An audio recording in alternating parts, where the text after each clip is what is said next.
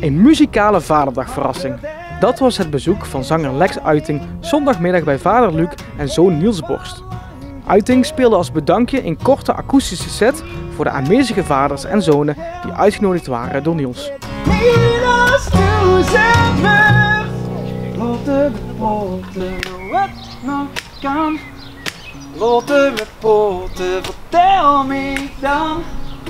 Nou, we hebben een liedje uitgebracht vandaag. Dat heet Lotte we proten, over de band tussen vaders en zonen. Mannen praten over het algemeen iets minder makkelijk over hun gevoelens. Dat heb ik ook met mijn eigen vader. Toen dacht ik, daar moeten we een liedje over maken.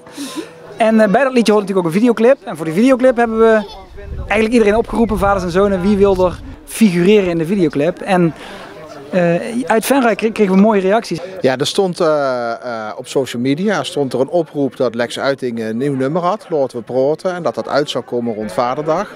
Ja, het was echt een gewone doordeweekse avond.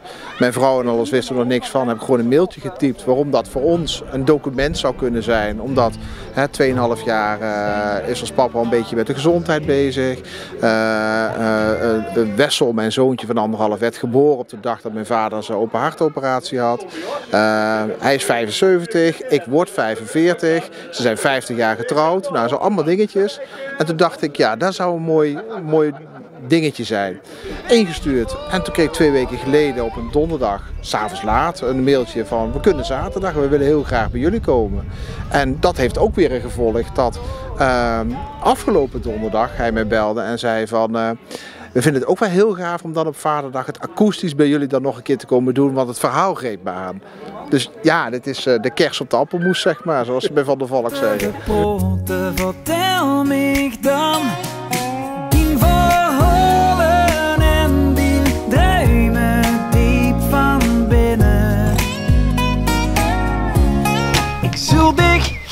Nog zoveel beter leren kennen alsjeblieft. Nou, ik ben bij een paar mensen ook, toen we de videoclip opnemen waren, zelf met mijn iPhone. Want ja, coronatijd, je kunt moeilijk met zo'n hele crew ergens naar binnen gaan. Ben ik bij hun langs geweest, toen heb ik met z'n half uurtje zitten praten. En nou ja, ik werd ook weer geraakt door dat verhaal van de 3 heren. Hè. Opa vecht voor zijn leven in het ziekenhuis, tegelijkertijd wordt de jongste telg geboren. En toen vertelde opa daarna ook van, ja, ik heb een liedje laten horen toen, want dat was toen al klaar, toen we de opnames maakten. En hij moest huilen bij het horen van dat liedje en zei van, ja, dit raakt me zo diep, ik heb nooit met mijn vader kunnen praten. En nu is hij er niet meer, maar dat deed je in die tijd ook niet. En toen dacht ik van, ja, dit is zo'n mooi verhaal, of tenminste ook een beetje verdrietig verhaal, maar zo eerlijk en oprecht en kwetsbaar, dat ik dacht van, ja, dat is me altijd bijgebleven, dus daar moeten we misschien maar eens teruggaan. En hier zijn we. En ik zie al aan u dat het nu al ontroert. Ja, maar dat is altijd, als het over de kinderen en de kleinkinderen, de kinderen en de kleinkinderen gaat, dan is het altijd een beetje gevoelig.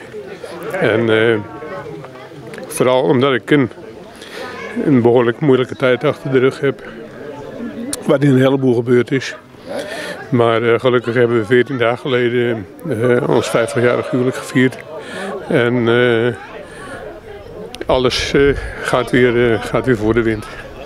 Maar ja, Vaderdag op zich zegt het me niet zoveel. Het is niet een commercieel gebeuren. Maar wat ik wel belangrijk vind is het besef. Eventjes vader en zoon, vader en kleinzoon, vader en kinderen. Om dat eventjes te laten... ja, even wat extra aandacht te geven. Het moment te pakken. Het moment te pakken. En mijn credo is altijd, mijn kinderen zijn mijn kapitaal. Mijn kleinkinderen zijn de rente. En verder heb ik geen centen. Maar ik ben schatrijk.